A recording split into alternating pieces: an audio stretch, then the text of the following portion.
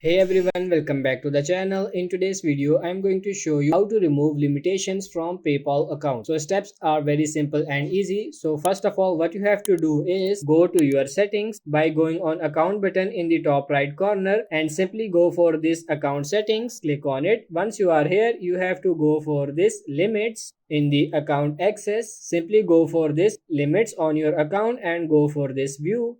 And once you are here, it will load up.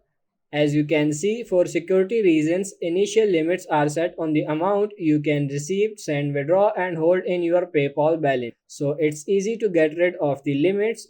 We just need a bit more information. So you have to give more information to the PayPal account. So let's go for this lift limit. Click on it. So now as you can see, I have to link my bank account, but if you already have linked a bank account, they will ask you to give further more information like your address, your additional account information or your bank information and something like that. So that's pretty much it for this video. I hope this video was helpful. If it is, like it and subscribe to the channel. Thank you.